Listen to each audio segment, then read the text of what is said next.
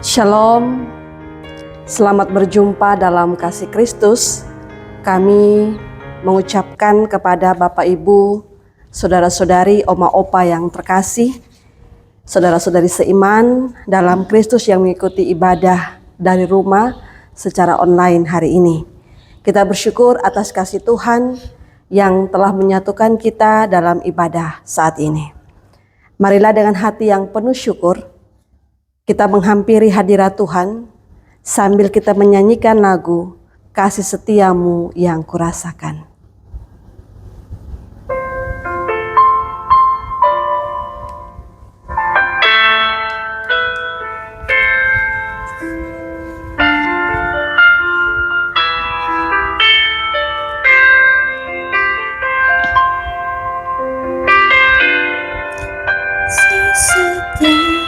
Yang kurasakan lebih tinggi dari langit biru, kebaikanmu yang tak kau matikan lebih dalam dari lautan.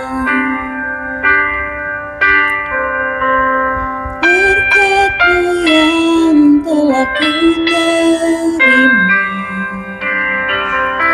sempat membuatku terpesona.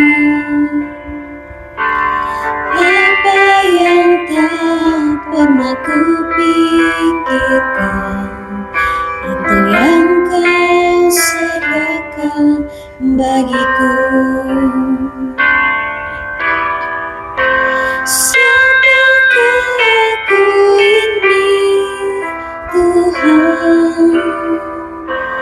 Jadi biji matamu, dengan apa kau ku balas Tuhan, selain puji dan sembahkan.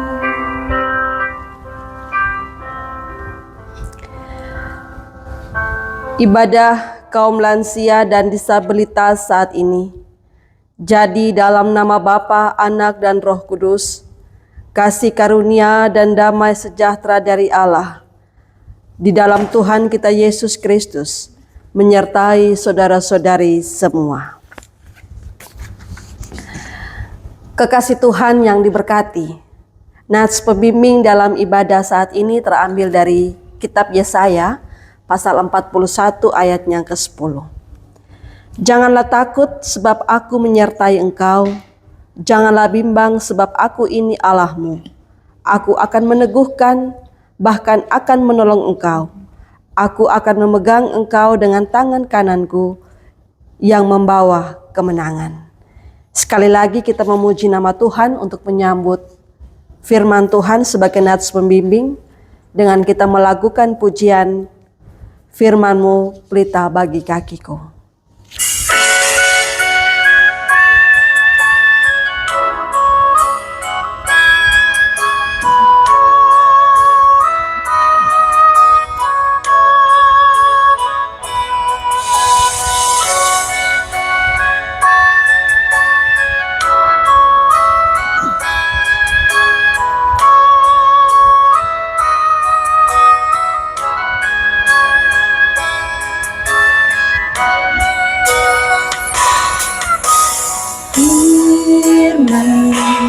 Pelita bagi kakiku, terang bagi jalanku.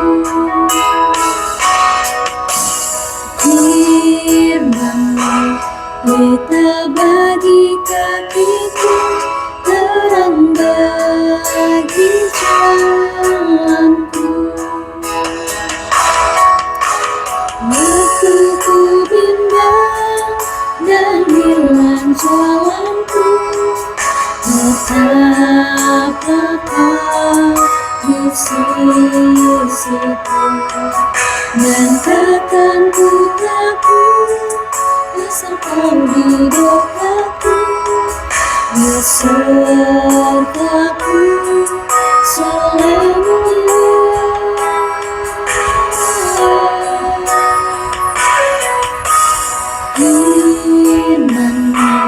berita bagi ketika terang bagi jalanku.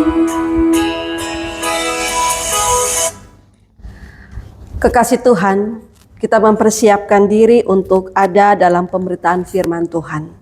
Namun sebelum kita membaca dan merenungkannya, mari kita berdoa. Dengan kepala yang tertunduk dan hati kami yang terangkat penuh syukur kepadamu Tuhan. Kami rindu mau belajar firman Tuhan. Bagi opa-oma, saudara-saudari kaum disabilitas, yang sementara ini beribadah secara online dari rumah mereka masing-masing. Biarlah hati dan pikiran mereka pun tertuju kepada firman-Mu, sebab kerinduan untuk selalu mendengarkan firman Tuhan. Untuk itu ya Bapa, menolong kami semua, hamba-Mu yang berkata-kata, dan semua jemaat Tuhan yang mendengar. Berkatilah hati dan pikiran kami, berkati semua yang kami serahkan kepadamu untuk mendengarkan firman-Mu. Dalam nama Tuhan Yesus kami berdoa. Amin. Bacaan firman Tuhan dalam ibadah minggu saat ini terambil dari Injil Matius pasal 14 ayat 22 sampai dengan ayat 33. Di bawah perikop, Yesus berjalan di atas air. Sesudah itu Yesus segera memerintahkan murid-muridnya naik ke perahu dan mendahuluinya ke seberang. Sementara itu ia menyuruh orang banyak pulang. Dan setelah orang banyak itu disuruhnya pulang, Yesus naik ke atas bukit untuk berdoa seorang diri. Ketika hari sudah malam, ia sendirian di situ. Perahu murid-muridnya sudah beberapa mil jauhnya dari pantai, dan diombang-ambingkan gelombang karena angin sakal. Kira-kira jam 3 malam, datanglah Yesus kepada mereka berjalan di atas air. Ketika murid-muridnya melihat dia berjalan di atas air, mereka terkejut dan berseru, "Itu hantu." Lalu berteriak-teriak mereka karena ketakutan. Tetapi segera Yesus berkata kepada mereka, "Tenanglah, aku ini, jangan takut." Lalu Petrus berseru dan menjawab dia, "Tuhan, apabila Engkau itu, suruhlah aku datang kepadamu berjalan di atas air." Kata Yesus, "Datanglah." Maka Petrus turun dari perahu dan berjalan di atas air mendapatkan Yesus. Tetapi ketika dirasanya tiupan angin, takutlah ia dan mulai tenggelam lalu berteriak, "Tuhan, tolonglah aku." Segera Yesus mengulurkan tangannya, memegang dia dan berkata, "Hai orang yang kurang percaya, mengapa engkau bimbang?" Lalu mereka naik ke perahu dan angin pun reda. Orang-orang yang ada di perahu menyembah dia, katanya, "Sesungguhnya engkau anak Allah." Demikian firman Tuhan. Berbahagialah kita semua sebagai orang percaya yang tidak saja membaca dan memelihara firman Tuhan, tetapi mau hidup di dalamnya. Haleluya.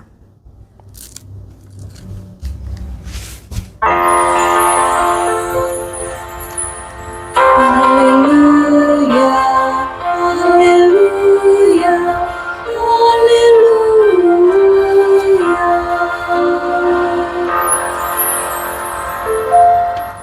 Opa-oma, saudara-saudari yang terkasih dalam Tuhan, damai sejahtera Allah senantiasa menyertai opa-oma dan saudara-saudari kaum disabilitas yang sementara ini beribadah secara online dari tiap-tiap rumah. Shalom. Kekasih Tuhan, di minggu hari ini, bacaan dalam kebaktian hari ini terambil dari Injil Matius pasal 14 ayat 22 hingga ayat yang ke-33 dengan tema kesetiaan Tuhan di tengah badai hidup.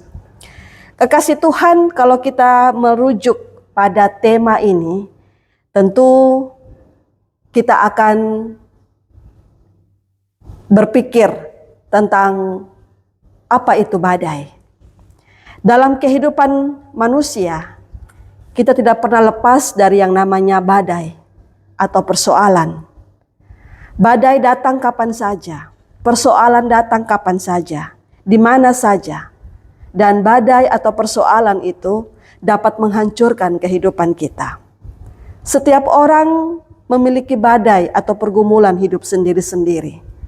Ada aneka badai yang datang dalam hidup kita. Ada badai yang berhubungan dengan kehidupan moral. Ada badai yang menimpa keadaan ekonomi dan keuangan. Ada badai kesehatan ketika dokter memberitahu penyakit yang ada dalam tubuh kita. Terkadang badai yang satu ini belum selesai, muncul lagi badai yang lain. Badai yang kita hadapi ada yang ringan, tetapi ada juga yang berat. Yang menjadi pertanyaannya, apa yang seharusnya kita lakukan saat menghadapi badai hidup? Apakah kita mengandalkan kekuatan kita sendiri dalam menghadapi badai itu? Atau kita mengandalkan Tuhan? Kekasih Tuhan, badai ini ketika kita mendapatkan badai atau berhadapan dengan badai, kadang membuat kita takut, membuat kita bimbang, ataupun justru membuat kita semakin berani menjalani hidup karena kita percaya bahwa ada Tuhan yang tidak pernah meninggalkan kita. Seperti tema khotbah kita pagi ini, yaitu Tuhan setia memimpin kita di tengah badai hidup. Teks kita dalam Injil Matius pasal 14 ayat 22 sampai 33. Di sini berbicara tentang murid-murid Yesus. Mereka juga mengalami badai dalam hidup. Saat itu Tuhan Yesus baru saja selesai melakukan satu mujizat dengan memberi makan kira-kira 5.000 laki-laki. Tidak terhitung atau tidak termasuk perempuan dan anak-anak.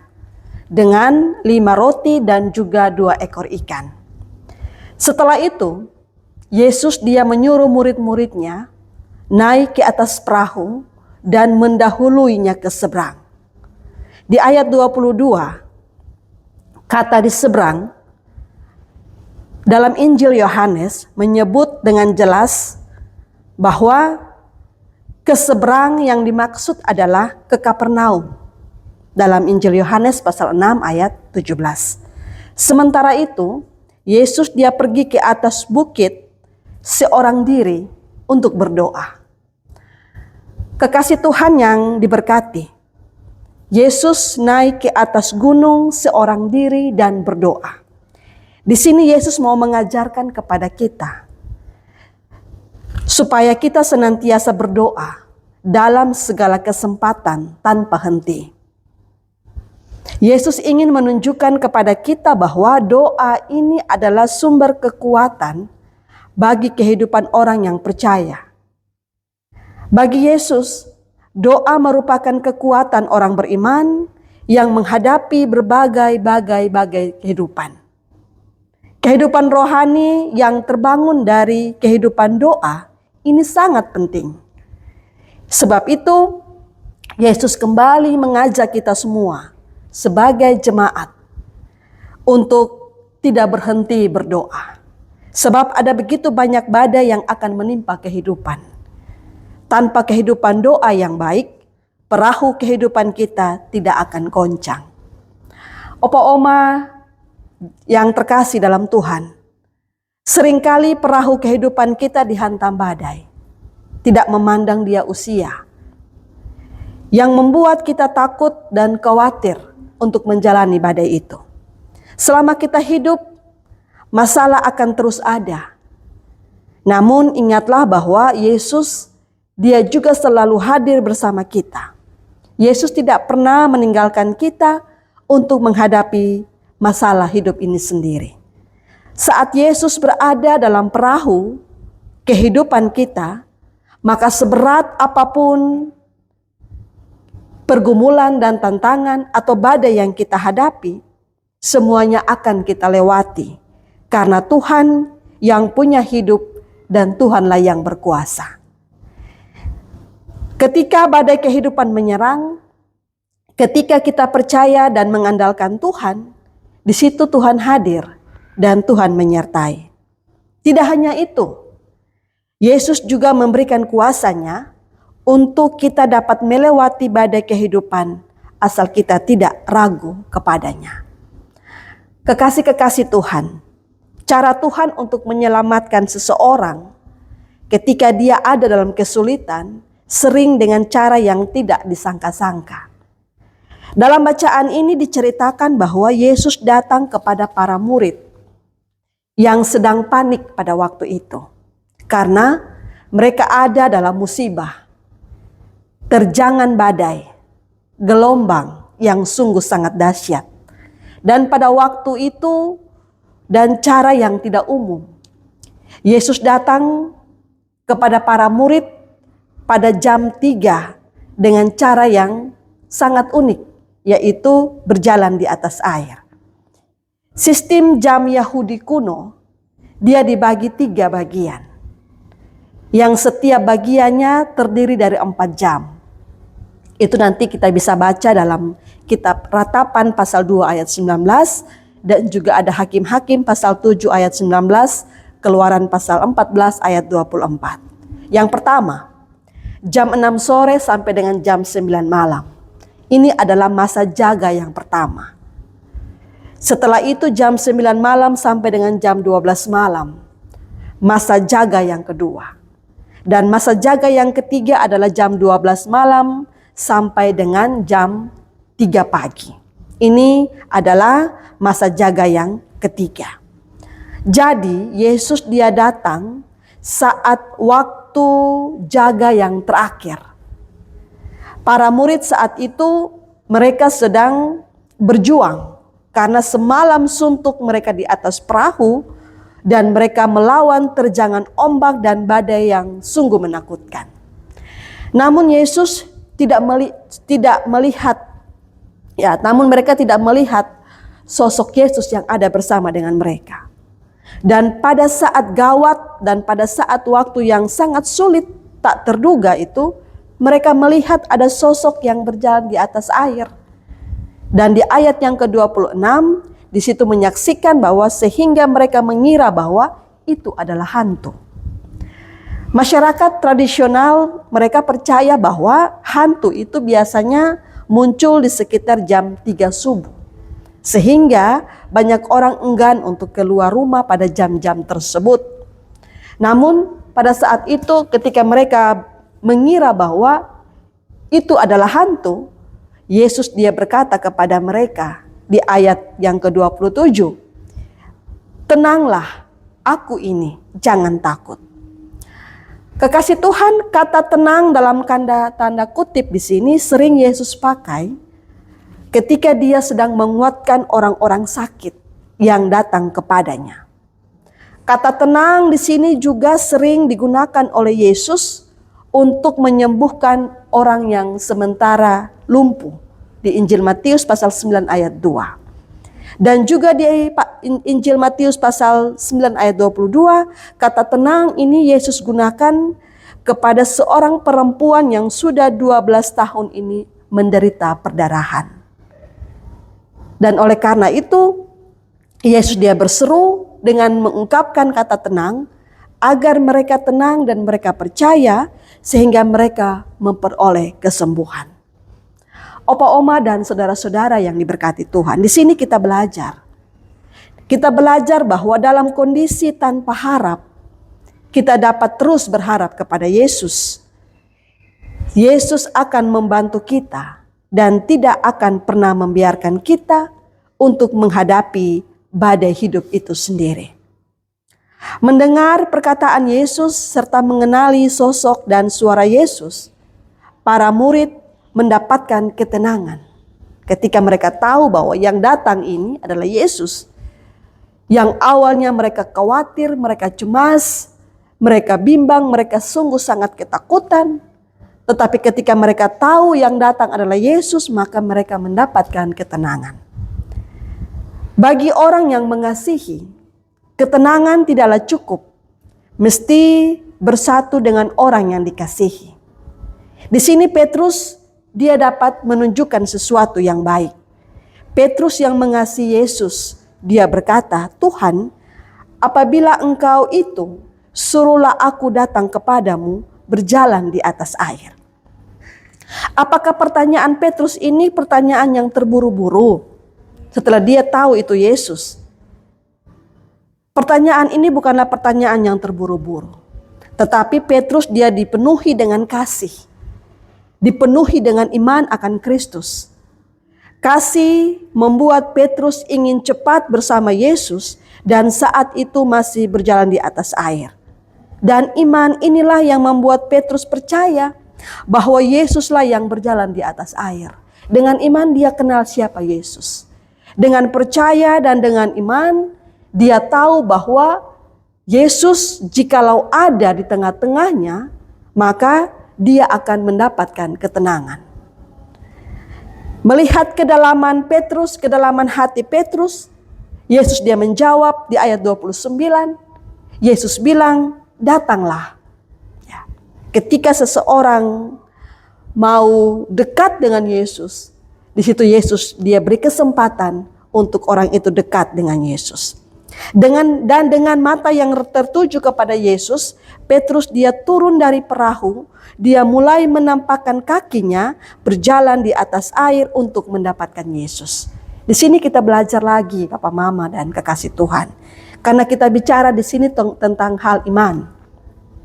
Kita bicara soal iman, kita bicara soal bagaimana kita percaya kepada Yesus. Iman membuat seseorang berani untuk meninggalkan apa yang dia punya. Iman membuat orang berani untuk melepaskan apa yang dia pegang.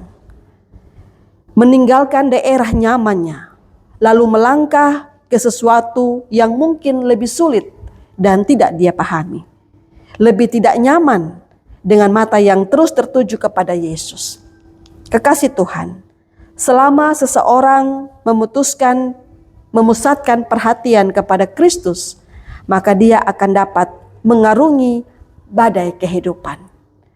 Ketika Petrus tidak lagi fokus pada Yesus, tapi pada apa yang terjadi di sekitarnya, pada tiupan angin, maka hatinya dipenuhi dengan kebimbangan. Dan oleh karena itu, dia takut dan dia tenggelam. Kita melihat lagi satu pelajaran penting dari firman ini. Ketika Yesus bilang, kalau kamu fokus kepada Kristus, maka kamu akan kuat, kamu akan tenang, dan kamu akan selamat. Sebaliknya, kalau kamu mengalihkan perhatianmu dari Yesus, maka disitulah timbul kebimbangan dan kamu akan mengalami kebinasaan. Kita lihat dari apa yang dilakukan dan apa yang terjadi dalam diri Petrus. Thomas Aquinas, seorang ahli, dia mendefinisikan tentang takut. Dia berkata bahwa takut itu sebagai penarikan diri dari kejahatan yang mengancam yang sulit diatasi. Dengan demikian, ketakutan dari Petrus ini bersumber pada kejahatan atau ancaman yang terjadi di sekeliling dia. Pada saat seseorang fokus pada ancaman dan melupakan apa yang baik yang ada di depannya, maka iman dan harapnya menjadi kabur. Petrus lupa bahwa dasar dia berjalan di atas air adalah kekuatan dari firman yang disampaikan oleh Allah. Dan tujuan dari dia berjalan di atas air adalah untuk dia mendekat, dia bersatu, dia hidup di dalam Kristus. Tetapi pada saat itu dia kehilangan dasar, dia kehilangan iman, dia kehilangan tujuan, dia kehilangan harapan, sehingga membuat Petrus takut dan kemudian mulai tenggelam. Papa, Mama, Opa, Oma, dan saudara-saudara yang terkasih dalam Tuhan. Dari sini kita belajar tentang bagaimana Yesus yang tidak pernah tinggalkan kita sedetik pun pada saat kita ada dalam suatu persoalan. Yang saya bilang di awal khotbah tadi, setiap manusia Dia selalu berhadapan dengan badai. Dia punya masalah, entah ringan ataupun berat, entah dia mampu untuk hadapi ataupun tidak mampu untuk dia hadapi. Semuanya itu mewarnai kehidupan manusia. Sekarang tinggal bagaimana setiap manusia yang tahu bahwa ketika dia memusatkan perhatiannya kepada Kristus, maka dia akan mampu melewati badai itu. Belajar dari Petrus. Ketika dia tahu bahwa itu Yesus, dia mau untuk mendekati Yesus dengan iman dan dengan kepercayaannya, dia mampu berjalan di atas air. Tetapi sekali lagi dengan masalah yang terjadi di sekelilingnya, angin yang mulai bertiup, maka dia mulai bimbang, dia mulai ragu. Dan dari kebimbangan dan keraguan itulah dia mulai jatuh dan tenggelam. Lawan dari ketakutan adalah keberanian untuk menghadapi tantangan atau ancaman. Keberanian dalam menghadapi tantangan kehidupan itu bukan bersumber dari diri kita, tetapi dari Kristus itu sendiri.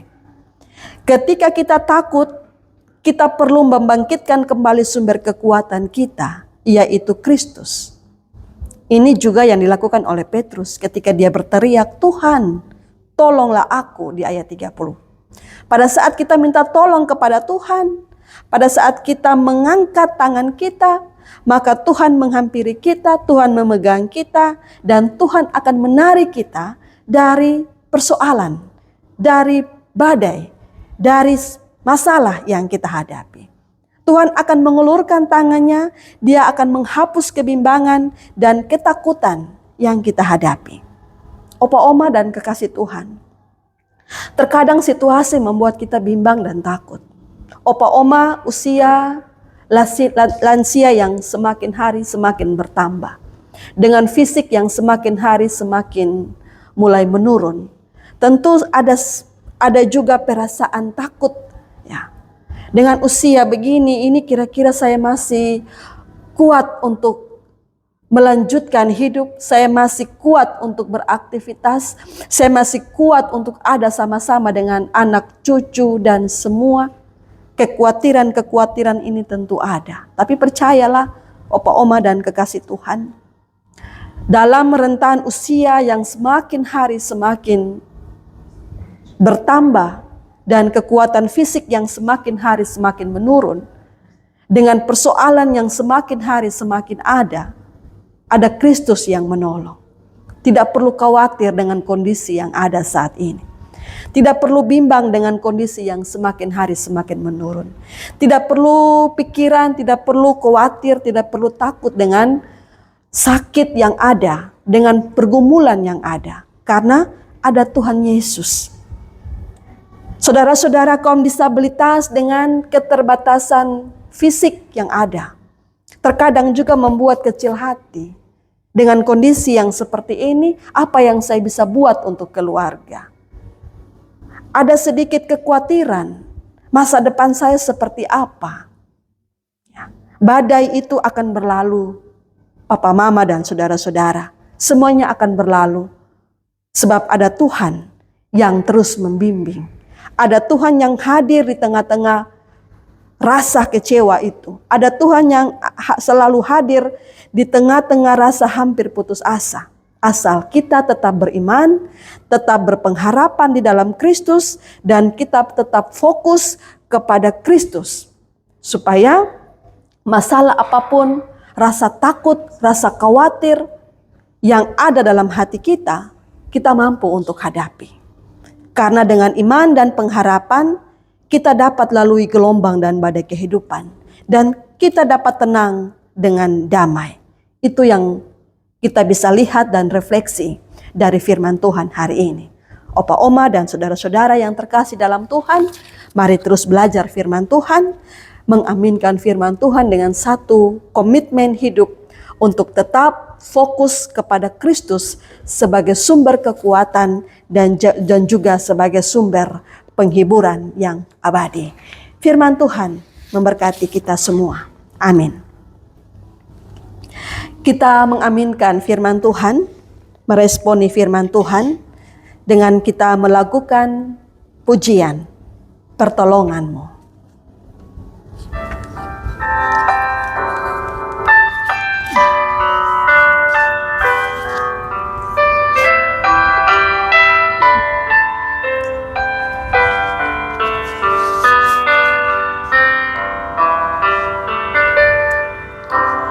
Hatiku tenang berada dekatmu, Kaulah jawaban hidupku.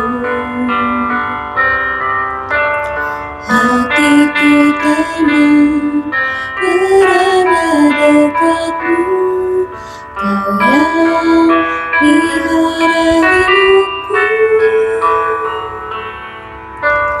Pertolonganmu begitu ajaib, Kau telah memikat hatiku. Di saat aku tak sanggup lagi, di situ tangan-Mu bekerja. Pertolongan-Mu begitu ajaib, Kau telah memikat hatiku. Kini mataku tertuju padamu, ku rasakan kasih-Mu, Tuhan. Mari kita berdoa.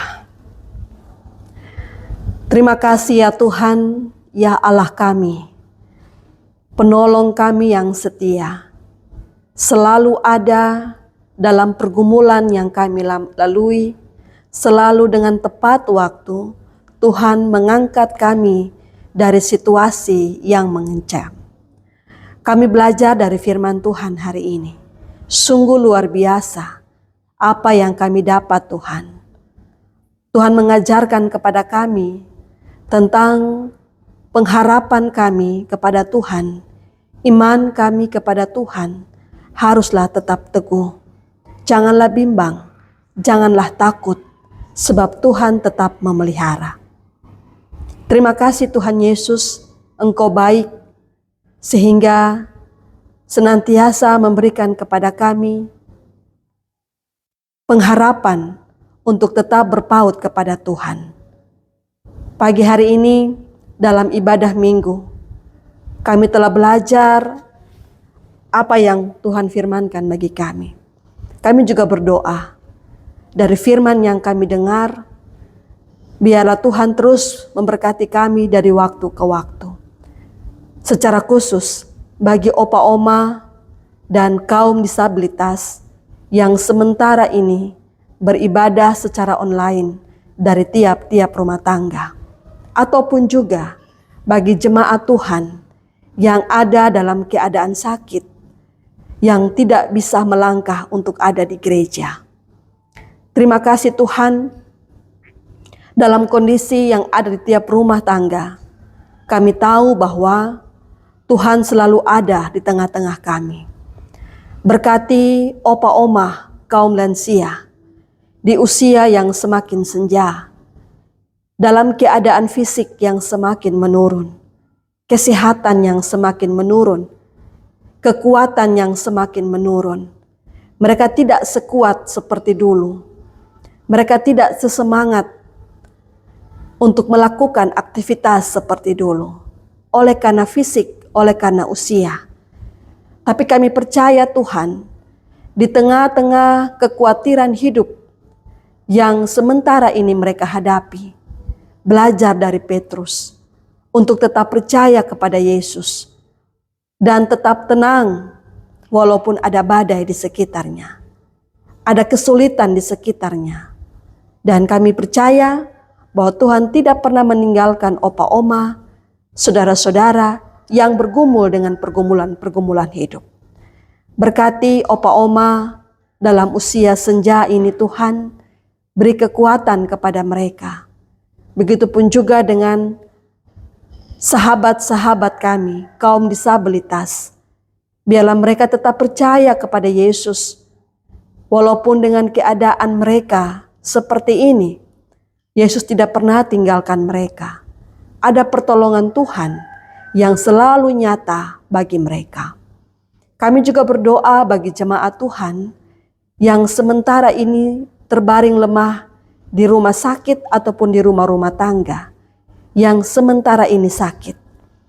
Biarlah Allah juga memberkati mereka dalam keadaan ataupun juga dalam pergumulan sakit penyakit yang mereka alami. Pertolongan Tuhan membuat mereka sembuh, membuat mereka bangkit kembali dengan semangat untuk melaksanakan segala aktivitas. Terima kasih Tuhan, pelayanan yang terjadi hari ini secara online. Tuhan memberkati kehidupan kami sebagai presbiter, penatua, diaken, dan pengajar, sebagai pendeta, sebagai karyawan gereja, tim multimedia yang melancarkan ibadah saat ini. Tuhan memberkati saudara bersaudara yang pakai media ini untuk dapat menyalurkan firman Tuhan kepada jemaat-jemaat yang ada di rumah tangga masing-masing. Allah memberkati senantiasa setiap media, setiap alat yang digunakan untuk beribadah. Terima kasih Tuhan Yesus. Kami juga berdoa bagi UPP Lansia. Biarlah mereka juga tetap semangat dalam pemberitaan firman dan melayani opa-oma dan kaum disabilitas. Semuanya kami boleh persembahkan ke tangan kasih-Mu. Kami percaya bahwa pertolongan Tuhan tidak pernah berhenti dan tidak pernah berakhir dalam kehidupan kami. Sekalipun kami boleh berhadapan dengan pergumulan yang sungguh luar biasa. Bapa yang baik, dalam kehidupan kami, hari lepas hari, di waktu-waktu yang akan datang, kami tetap berharap dan senantiasa memohon berkat daripada Allah. Anugerah, pertolongan, dan kekuatan daripada Tuhan senantiasa menyertai, memberkati opa-oma, saudara-saudara kaum disabilitas, jemaat Tuhan yang sementara ini mengikuti ibadah secara online dari tiap-tiap rumah tangga. Pertolongan damai sejahtera daripada Tuhan senantiasa menyertai mulai dari hari ini terus kekal selama-lamanya.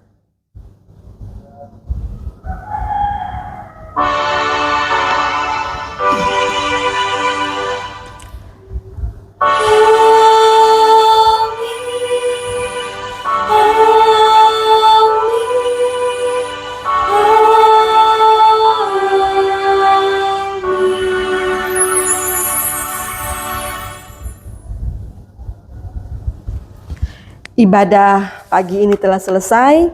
Tuhan memberkati opa-oma, saudara-saudara, kaum disabilitas, dan jemaat Tuhan. Shalom, damai sejahtera Allah memberkati kita semua.